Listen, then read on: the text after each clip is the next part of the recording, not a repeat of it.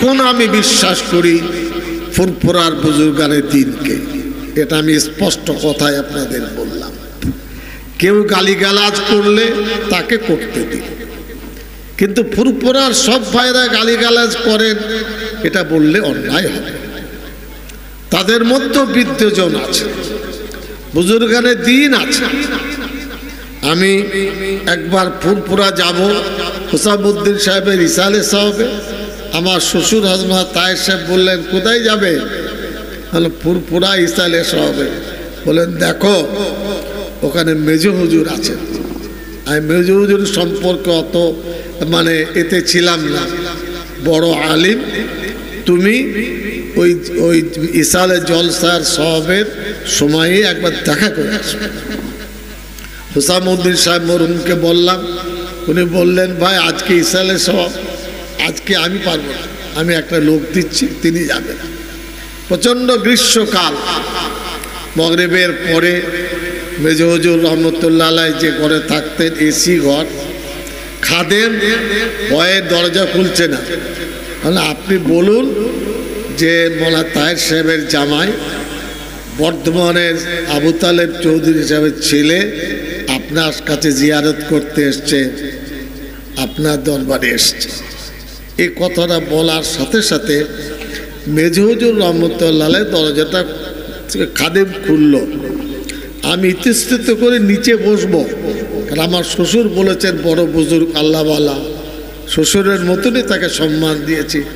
বলেন বাবা না, ভুল হবে, তুমি আমার বিছানায় বসো, গদিতে বসো। গদিতে বসলাম, সঙ্গে সঙ্গে টেলিফোন করলেন বাড়িতে, বললেন আমার একটা খাস মেহমান এসছে, ভালো করে নাস্তা পাঠাও। বলো হুজুর এরকম বিয়াদবি করতে আমি আসিনি। না রে বাবা, উনি যে দুটি কথা আমাকে বলেছিলেন আমি আজকে আপনাদের সামনে মনে রেখেছি, স্মৃতিশক্তি আল্লাহ দিয়েছেন।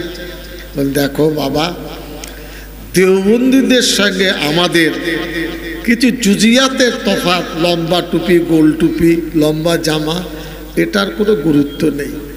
আমি তোমাদের বলছি আমাদের সিলসিলা এক, এটা আপনাদের শোনাচ্ছি। সৈয়দ আহমদ শহীদ রহমতুল্লাহ আলাইহি দেওবন্দি সিলসিলার শেষ পীর, ফুরফুরার হুজুরদের শেষ পীর, তবলিগিওয়ালাদের শেষ পীর, তার নাম সৈয়দ আহমদ শহীদ বেরেলভী রহমতুল্লাহ আলাইহি। আর বললেন বাবা দেখো আমার বাড়িতে দেওবন্দের লেখা অনেক কিতাব আছে। আমি মওলানা আসাদ মাদানীকে দুবার স্বপ্ন দেখেছি আমার বাড়িতে এসেছে।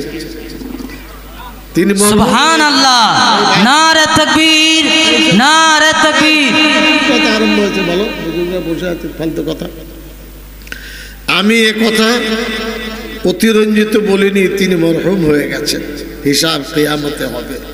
কিন্তু তার যে ভাষা, তার যে ভালোবাসা, আকৃষ্ট হয়েছে। আরেকটা কথা বললেন, উর্দু বলেছেন সবটাই, চোস্ত উর্দু বলতেন, বাঙালিদের উর্দু নয়, একেবারে উর্দুভাষী। তখন বুঝলাম আমার শ্বশুর রহমতুল্লাহ আলাইহি বড় আলেম, বড় আলেমকে চিনেছিলেন। বললেন আপ বাতা সকতে হ্যাঁ?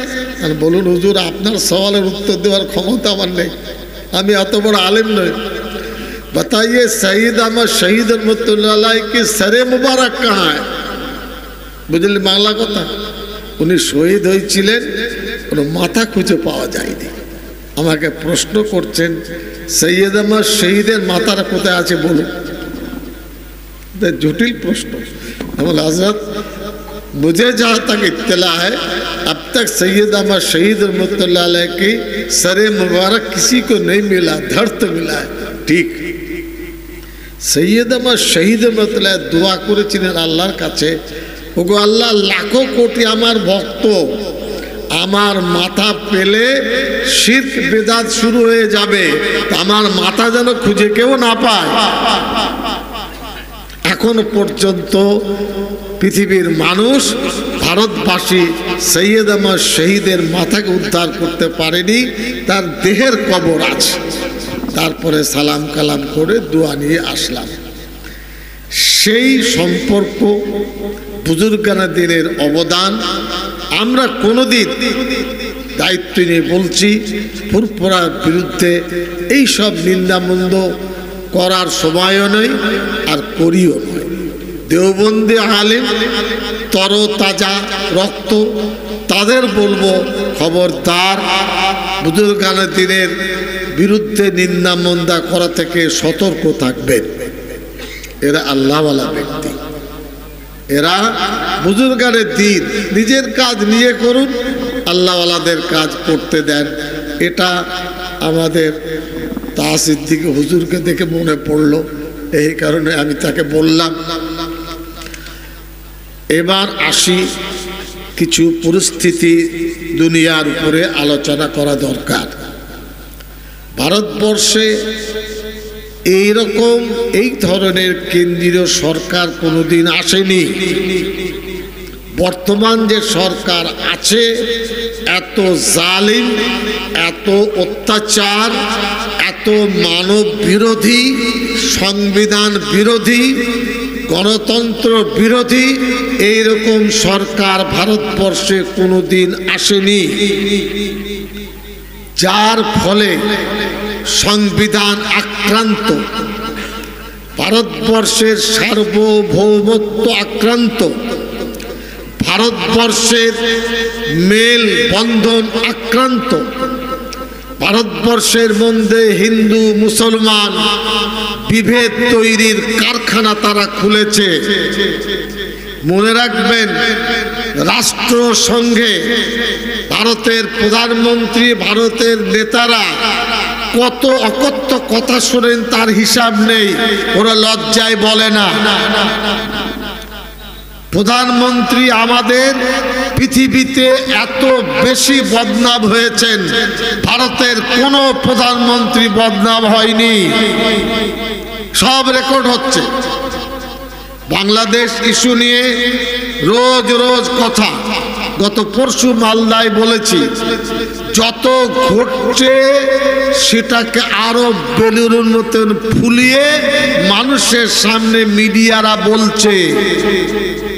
ওখানকার স্থানীয় মানুষ ভারতের সাথে ভালোবাসা রেখে চলতে চায়।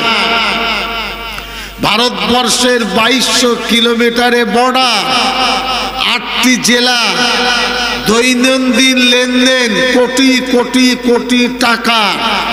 ভারতের গাড়ি বাড়ি, ওখানকার আরো কিছু আসছে। এই লেনদেনে পশ্চিম বাংলার সব থেকে ক্ষতি হচ্ছে। গুজরাটের ক্ষতি হয়নি, ইউপির ক্ষতি হবে না, মহারাষ্ট্র ক্ষতি হবে না, আমাদের বাংলার আর্থিক ক্ষতি হবে।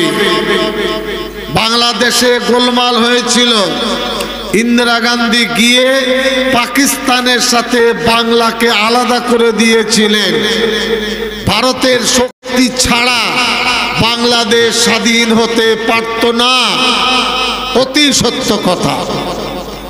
ওই পাকিস্তান, রাওয়ালপিন্ডি, করাচির মিলিটারিরা বাংলাদেশে বুলডোজার চালিয়েছে। ইন্দিরা গান্ধী আমাদের প্রতিবেশী দেশ হিসাবে সমস্ত রকমের সহযোগিতার হাত বাড়িয়েছেন। বাংলাদেশের মানুষের কাছে কৃতজ্ঞতা থাকলে তারা 10 বার বলবেন। এখন গোলমাল, হিন্দু ভাইয়েরা মার খাচ্ছেন, কেউ সহ্য করবে না। ইসলাম ধর্মে মন্দির ভাঙা নেই। ফুরফুরার ভাইয়েরা মন্দির ভেঙেছেন, দেওবন্দির ভাইয়েরা মন্দির ভেঙেছেন, হযরত খাজা মঈনুদ্দিন আজমিরি চিশতি ভেঙেছেন। ইসলাম ধর্মে মন্দির ভাঙা নেই, এটা গল্প করছে। যে মন্দির যত বড় বড় আছে সে কথাগুলো তারা বলে না। এখনো পর্যন্ত ভারতের প্রধানমন্ত্রী, স্বরাষ্ট্রমন্ত্রী তারা যাননি। আমাদের রাজ্যের মুখ্যমন্ত্রী মমতা ব্যানার্জি আমাদের প্রাণ, রাজ্যকে চালাচ্ছেন 11 কোটি মানুষ নিয়ে। আজকে আপনাদের সামনে প্রশ্ন করছি, দিল্লির স্বরাষ্ট্রমন্ত্রী দেখা করতে এসেছেন, মমতা ব্যানার্জিকে দিল্লিতে ডেকেছেন না। স্বরাষ্ট্র সচিব মুখ্যমন্ত্রী নবান্ন এসেছেন, তাকে ডেকেছেন যে কি বলেন, কিভাবে কি করা যায়। দিল্লি অহংকারে ভুগছে, এটা একটা বিপদের সংকেত। আমাদের পরামর্শ কি, বাংলাদেশের ভাইরা মাছ খায়, লুঙ্গি পরে, গেঞ্জি পরে, আমরাও পুকুরের মাছ খাই, ডাল ভাত খাই। এরপরে আমাদের পোশাক ওদের পোশাক প্রায় এক। লক্ষ লক্ষ মানুষ কলকাতায় বাজার করতে আসেন, আবার এপার থেকে ওপার বাংলায় ব্যবসা করে। কেউ কেউ চিকিৎসা করতে যান, সব পশ্চিম বাংলার উপর দিয়ে। এই যে আর্থিক লেনদেন, এটা বাংলার অর্থনৈতিক পরিকাঠামোকে সচল করবে। আমাদের পরামর্শ, বুদ্ধিজীবীর সাথে বুদ্ধিজীবীর আলোচনা হোক। অসংখ্য আলিম মাওলানা আছেন, তারা কথা বলেননি। মিডিয়া ওই চানাচুর বিক্রি করে, বাদাম বিক্রি করে, তাদের কথাগুলো বাজারে বলছে। বড় আলেম হাফেজদের কথা তারা বলে না, মিথ্যা কথা বলে বাজারটাকে গরম করতে চাইছে। বুঝতে পারলে না? আমরা গরম হব না, আমরা সরকারের উপরে ছেড়ে দেব, আমরা আইনের উপরে ছেড়ে দেব, এবং আইনে ছেড়ে দিয়ে আইন যেমন চলবে চলবে। আপনারা কিন্তু কোনোভাবে বিচলিত হবেন না। অনুরোধ জানাবো, মাদ্রাসার প্রতি দোয়া দেবেন। প্রথম বলুন, দোয়া দেবেন না দেবেন না? দেবেন তো? নামাজে দোয়া দেন, মসজিদে দোয়া দেন, দোয়া দেবেন। মেয়েদের বলবেন দোয়া করতে। এত 4 বছরে আমাদের জামাই এত সুন্দর মাদ্রাসার আয়োজন করেছেন। আল্লাহ রাব্বুল আলামিন অসম্পূর্ণ কাজকে যেন সুসম্পন্ন করে। দেওবন্দি আলেম আছেন, ফুরফুরার ভাইয়েরা, ওই নিয়ে লড়াইয়ের সময় শেষ, ওতে জং লেগে গেছে, ওটা মাটিতে পুঁতে দেয়। সমাজ চাইছে ঐক্য, সমাজ চাইছে ভালোবাসা, সমাজ চাইছে মুসলমানের একতা। এটা ধরে রাখলেই দেখবেন আমরা ইনশাল্লাহ কামিয়াব হব। আমার বক্তব্যের শেষে ওয়াকাফ সম্পত্তি নিয়ে যে পরিস্থিতি, প্রতিটি মসজিদ, প্রতিটি খানকা, প্রতিটি ঈদগাহ, প্রতিটি কবরস্থান, সমস্ত কিছুর কাগজপত্র ঠিক থাকতে হবে। আবার বলছি, প্রতিটি মাদ্রাসা, মক্তব, খানকা, ঈদগাহ, কবরস্থান বা পীরত্ব সম্পত্তি, এর কাগজপত্র এলোমেলো থাকলে কিন্তু বিপদ। যদি মনে করেন কোনো জটিলতা আছে, আমার মতন পিয়নকে ব্যবহার করবেন, বিনা পয়সায় আপনার সার্ভিস ইনশাল্লাহ জমিয়ত এবং আমরা দেব। পরিষ্কারভাবে বলছি, অবহেলা করবেন। মসজিদ কমিটি কি কাজটা? যুবক ছেলেদের ফুটবল আর টুর্নামেন্টের কাজ। সে বাপের কবরস্থানা ঘিরতে পারে না, কাগজ ঠিক করতে পারে না। ফুটবলের আসর, ক্রিকেটের আসর, কি বলে ওই আপনার রক্তের আসর, এটা করা যায় না। আজকে যাওয়ার পরে মসজিদে ভাববেন যে আমার মসজিদের কাগজ ঠিক আছে না নেই। না থাকলে খুঁজুন কে দিয়েছে, RSCS রেকর্ডে কি আছে, এখন কেন রেকর্ড হয় না, কোথায় আটকে আছে। জমিয়তুল উলামার খাদিম আমরা আছি, এত ক্ষমতা বিএলআরওর নেই যে আপনার মসজিদকে, কবরস্থানকে রেকর্ড করবে না। এ ক্ষমতা বিডিওকে আমরা দিইনি। বিডিওকে করতে হবে আইন মোতাবেক কাজ। কেউ বললে যা খুশি তাই করে গেলাম, এটা কিন্তু আমরা হতে দেব না। আমি অনুরোধ জানাবো, একতাবদ্ধ অবস্থায় থাকুন, ওলামাদের প্রতি শ্রদ্ধা জানান, মিলেমিশে থাকুন। কোনো গ্রামে অসন্তোষ তৈরি হয় এমন কোনো বক্তব্য রাখার জন্য গ্রামে 4 জন মানুষ দাঁড়িয়ে যাবে। আমাদের এক থাকতে দাও বাবা। তোমার পুরপুরার প্রোগ্রাম হোক, দেওবন্দি প্রোগ্রাম হোক, তবলিগ প্রোগ্রাম হোক, কিন্তু আমরা একসাথে থাকতে চাই। আল্লাহর মেহেরবানি এই মাদ্রাসা সহ 1000 মাদ্রাসার আমি সভাপতি। 25 বছর ধরে মন্ত্রিসভায় আছি, সেই হিসাবটা মমতা ব্যানার্জি নেবেন। আমি কাজের লোক, আল্লাহ তৌফিক দিয়েছে, আমার যোগ্যতা নয়। আমি যথেষ্ট মন্ত্রিসভার কাজ করি। আমাদের মুখ থেকে হিন্দু ভাইদের বিরুদ্ধে নিন্দা মন্দ কথা বেরোবে না। আল্লাহ বলেননি দুনিয়ায় শুধু মুসলমান থাকবে। আমরা নামাজে কি পড়ি? আলহামদুলিল্লাহ রাব্বিল আলামিন। অর্থটা ভেবেছেন? আল্লাহ বলেছেন শুধু মুসলমানের, জি। আর নবীজিকে বলা হচ্ছে রহমাতুল লিল আলামিন, শুধু মুসলমানের রহমত। এ কথা আমরা আলেমরা বলেন না কেন? ইসলাম ধর্মের শান্তি শৃঙ্খলা ভালোবাসা কি করে বিস্তার লাভ করবে? এই মাদ্রাসার মধ্যে। আল্লাহ রব্বুল আলামিন আমাদেরকে আপনাদেরকে কবুল করুন। আর যে ছাত্ররা পাগড়ি পেয়েছে এদের জন্য দোয়া করুন। ওগো আল্লাহ, মরণ পর্যন্ত কোরআনে কারীম যেন এদের অন্তরে থাকে, বলুন আল্লাহুম্মা। আর হাফেজ সাহেবদের বলছি প্রত্যেক দিন তিলাওয়াত করবে।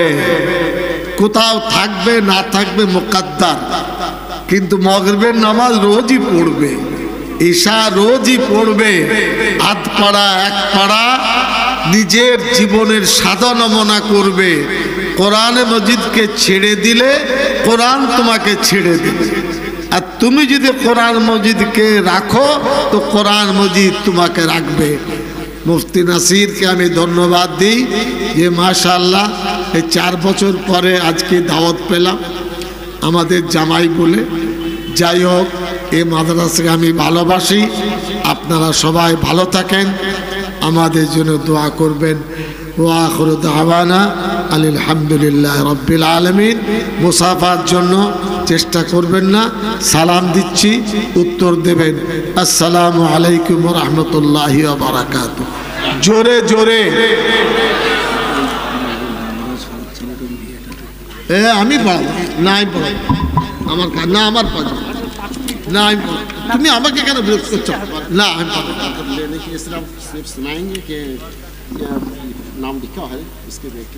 আচ্ছা ঠিক আছে, পড়াবেন আমাদের মৌলানা নাসির পড়াবে। আমরা মোহাম্মদ মামুন হাসান গাজী, নাসির উদ্দিন গাজী, ট্যাংরা হাসনাবাদ, 3500 দেনমোহর। আর পাত্রী সুরাইয়া খাতুন, হাফিজ মীর জামাল হক, গৌরী ভোজ। এদের আঁকতে হবে। দোয়া করুন আল্লাহ যেন বরকত দেয়। এখনো হয়নি, কিন্তু খুতবা হবে, নিকাহ হবে। তারপর হযরত মাওলানা গিয়াসউদ্দিন সাহেবকে একটি বিবাহর খুতবা পড়ার জন্য স্টেজে আসার অনুরোধ করছি। এতক্ষণ আমরা বাংলার বীর হযরত মাওলানা সিদ্দিকুল্লাহ চৌধুরী সাহেবের মুখ থেকে মূল্যবান বাণী শুনছিলাম। আমরা দোয়া করি আল্লাহ তাবারক ওয়া তাআলা হযরতের শরীরকে সুস্থ রাখুন, হায়াতে তৈয়বা দান করুন, হযরতের ছায়া ভারতের মুসলমানদের উপরে দাইম ও কায়েম করুন, আল্লাহুম্মা আমিন। এখন জামিয়া নোমানিয়ার একটি তারানা পেশ করবে জামিয়া নোমানিয়ার ছাত্র মোহাম্মদ সাঈদ।